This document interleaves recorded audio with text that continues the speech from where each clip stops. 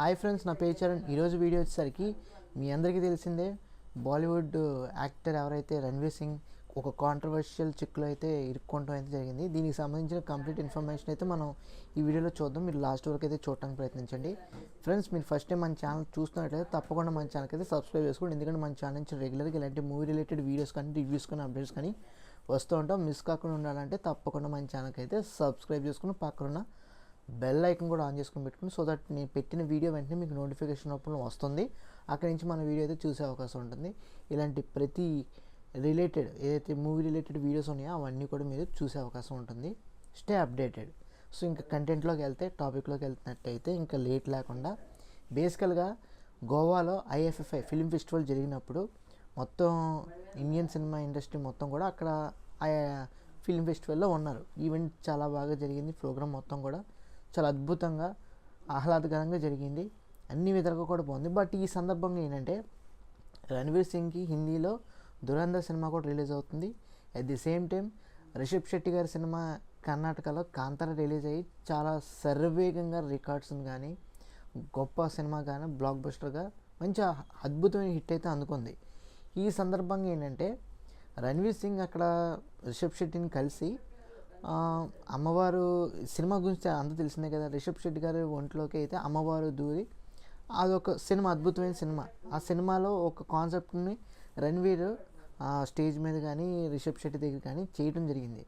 Female ghost అని చెప్పేసి ఇలాంటి పదాలు వ్యాఖ్యలు వాడి, అయినా సరే రిషబ్ శెట్టి గారు అక్కడ వాడద్దు, నువ్వు మాట్లాడద్దు అన్నట్టుగా ఒక సిగ్నల్ అయితే ఇవ్వడం జరిగింది.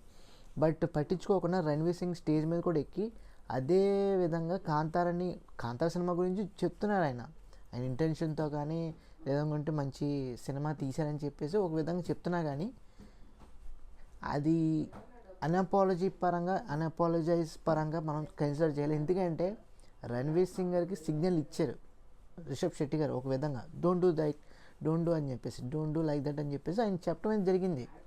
నో అలా చేయదని చెప్పేసి చెప్పడం జరిగినా కానీ, రణ్వీర్ సింగ్ స్టేజ్ మీద కూడా వెళ్ళి ఆ ఫీమేల్ గోస్ట్ దూరినప్పుడు ఆ మిమిక్రీ కానీ, చూశారు కదా వీడియోస్, ఫుటేజెస్ కానీ మీరు తమిళలో కూడా చూడొచ్చు ఏ విధంగా ఆయన ఎక్స్ప్రెషన్ అయితే పెట్టారో.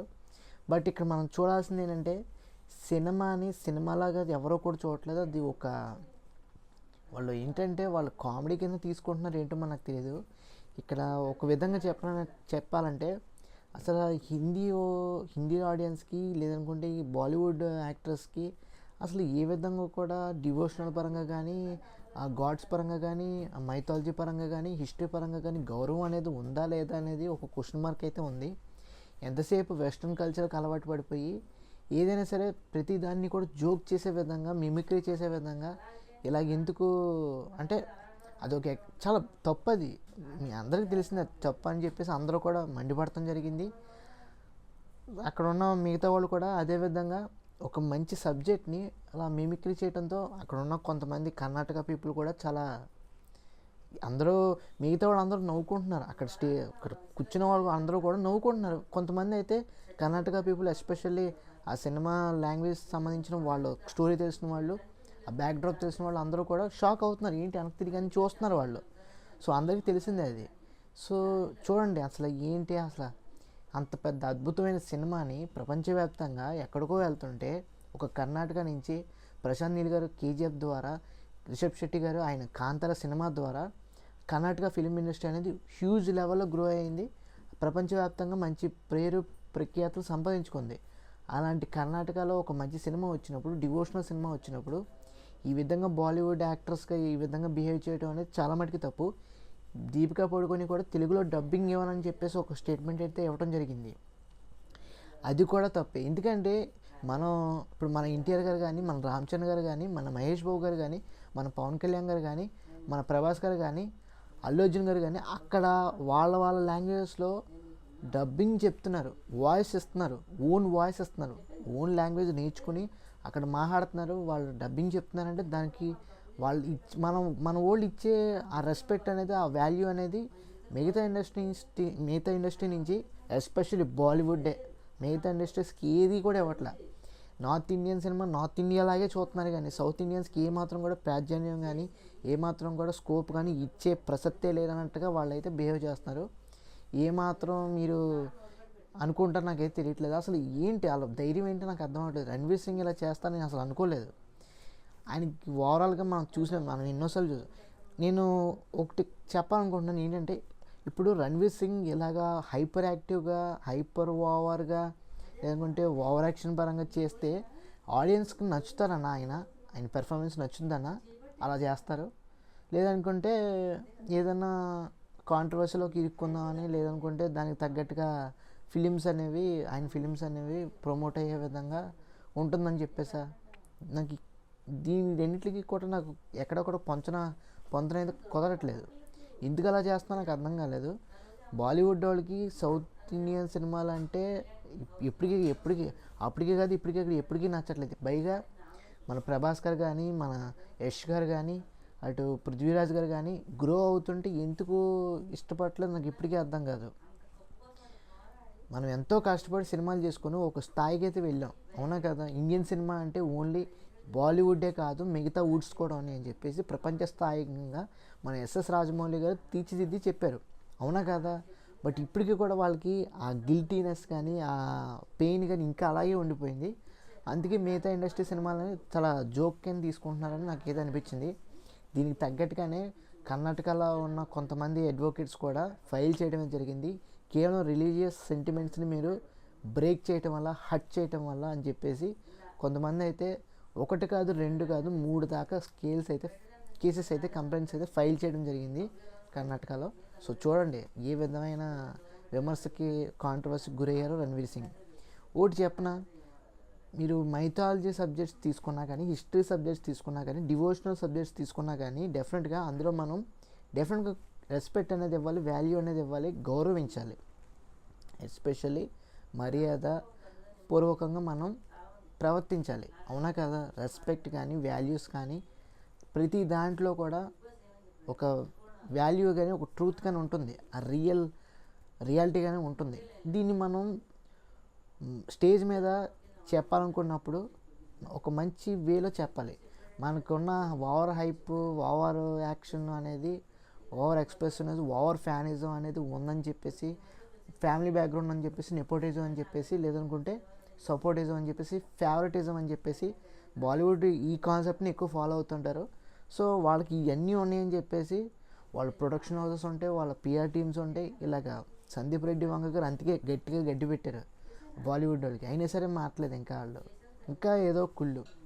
సో ఈ విధంగా బ్యాక్గ్రౌండ్లో సపోర్ట్ ఉంది కదా అని చెప్పేసి ఇష్టం వచ్చినట్టు మిగతా సౌత్ ఇండియాలో ఏ సినిమా వచ్చినా కానీ, అటు కర్ణాటక అయినా సరే, ఇటు తమిళనాడు అయినా సరే, ఇటు కేరళ అయినా సరే, ఇటు మన ఆంధ్ర తెలంగాణ అయినా సరే, సినిమాలు వస్తుంటే ఎందుకు ఇలాగా చులకన అనేది ఇప్పటికీ అర్థం కాని ప్రశ్న. వాళ్ళకి ఏంటో నాకు అర్థం కాదు. కాంట్రవర్సీ చేయడం కానీ, అనవసరమైన మాటలు మాట్లాడటం కానీ, అనవసరమైన స్టేట్మెంట్స్ ఇవ్వటం కానీ, ఇలాగ ఓవర్ యాక్షన్ చేయటం కానీ, స్టేజ్ మీద మిమిక్రీ చాలా తప్పది. ఒక ఎక్స్ప్రెషన్స్ అనేవి అయినా రిషబ్ శెట్టి గారు వేసుకోవాల్సింది గట్టిగా మైక్లో చెప్పాల్సిందే, అలా చేయకని చెప్పాల్సిందే. బట్ ఆయన నో అలా చేయొద్దని స్మూత్గా చెప్పారు కానీ చెప్పలేకపోయారు. బట్ ఆయనకున్న వాల్యూ, రెస్పెక్ట్ స్టేజ్ అనేది డెఫినెట్గా ఉంది కాబట్టి ఆడియన్సే గట్టిగా వేసుకున్నారు. అందుకే చెప్తున్నాం కదా, బాలీవుడ్ వాళ్ళు పతనం అనేది స్టార్ట్ అయిపోయింది అంతే. సో ఇంతకీ ఈ వీడియో చేయాల్సి వచ్చిందంటే, మన హిందుత్వం గురించి, మన దైవం గురించి బాలీవుడ్ వాళ్ళకి సెన్సే లేదు. వాళ్ళందరూ కూడా వెస్ట్రన్ పీపుల్ లాగా తయారైపోయారు, ఏదో గొప్ప అనుకుంటున్నారు అంతే. మనం ఏం చేయలేం. మనకు తెలుసు కదా, మన తెలుగు వాళ్ళకి కానీ, మన కన్నడ వాళ్ళకి కానీ, మన మలయాళం వాళ్ళకి కానీ, మన తమిళ వాళ్ళకి అందరికీ తెలుసు దేవుడు అంటే ఒక నమ్మకం, మైథాలజీ అంటే ఒక నమ్మకం, మన హిస్టరీ అంటే ఒక నమ్మకం. అది మన కల్చర్ పరంగా, మన ట్రెడిషన్ పరంగా దీనికి కట్టుబడి మనం ఉండాలి. దీన్ని మనం గౌరవం ఇవ్వాలని, దీనికి మనం విలువ ఇవ్వాలని చెప్పేసి తగ్గట్టుగా ఉంటారు. కానీ అటు బాలీవుడ్ వాళ్ళు మనం ఏం చేయలేం, వదిలేయటమే. సో కంప్లీట్గా నేను చెప్పాలనుకుంటుంది ఏంటంటే, మీరు హిందీ సినిమాలు మీకు ఇంట్రెస్ట్ ఉంటే చూడడానికి అయితే ప్రయత్నించండి. మ్యాక్సిమం ఈ సౌత్ ఇండియన్ ఫిలిమ్స్ ఎక్కువగా చూడటానికి అయితే ప్రయత్నించండి. నేను అంతకుమించి ఇంకేం చెప్పలేను. ఎందుకంటే north Indian people are spoiled, they are spoiled అంతే. వాళ్ళే నాశనం చేసుకుంటున్నారు. ఎవరు నాశనం చేయాల్సిన అవసరం లేదు, అంతే, చెప్పేది ఏం లేదు. ఎందుకంటే నాకు చాలా బాధ అనిపించింది, గోవా ఫిలిం ఫెస్టివల్లో మన తెలుగు సినిమాలు అనేవి మన విగ్రహాలు అంటే బాహుబలి విగ్రహం కానీ చూసారు మీ అందరూ కూడా, చాలా అద్భుతంగా ఉన్నాయి, చాలా బాగా షోకేస్ చేయడం అనేది చాలా అద్భుతంగా, నిజంగా రికగ్నైజేషన్ అనేది సౌత్ ఇండియన్ ఫిలిమ్స్లో దక్కడం అనేది హ్యాట్స్ ఆఫ్. అలాంటి ఇలాంటి అద్భుతమైన ఈవెంట్లో లోపల ఇంటర్నల్గా ఈ స్టేజ్ మీద ఆన్ రికార్డ్ జరుగుతున్నప్పుడు ఈ విధమైన చేయటం అనేది ఎంతవరకు న్యాయం అనేది మీరే చెప్పండి, నాకు సంబంధం లేదు. నా విషయంలో అయితే మటుకి తప్పునగానే చెప్పాను, అంత మించి ఇంకేం లేదు. నాకు రణ్వీర్ గారి మీద ఎటువంటి కోపం లేదు, ఏమీ లేదు. బట్ ఏంటంటే వాళ్ళు బాలీవుడ్ వాళ్ళ గురించి మీ అందరికీ తెలిసిందే, కొత్తగా చెప్పేదేం కాదు, మనందరికీ తెలిసిందే. వాళ్ళు నెపోటిజం కానీ వాళ్ళ యొక్క ఫేవరెటిజం కానీ వాళ్ళనే రానివ్వాలి, వాళ్ళే ఎదగాలని ఒక ఇదిలో ఉండిపోయారు, మనం ఏం చేయలేం. సో అది ఫ్రెండ్స్, ఓవరాల్గా మీరు వీలైనంత మట్టికి కాంతారా సినిమాని చూడటానికి అయితే ప్రయత్నించండి. ఆ సినిమా గురించి పాజిటివ్గా బాలీవుడ్ వాళ్ళకి అర్థమయ్యేలా చెప్పడానికి అయితే ప్రయత్నించండి, ఇంకెంత మించి చెప్పేదేం లేదు. వీడియో ద్వారా నేను చెప్పాను, మీరు కామెంట్స్ ద్వారా కూడా వాళ్ళకైతే గట్టిగా సాలిడ్గా చెప్పండి, సాలిడ్గా కాంట్రవర్షియల్గా కొంచెం స్ట్రాంగ్ కమాండ్తో కామెంట్స్ అయితే చేయండి, వాళ్ళే మారుతారు, అంత మించి ఇంకేం లేదు. సో ఇది ఫ్రెండ్స్ వీడియో అయితే, మీకు ఈ వీడియో నచ్చినట్లయితే తప్పకుండా మన ఛానల్కి అయితే లైక్ చేయండి.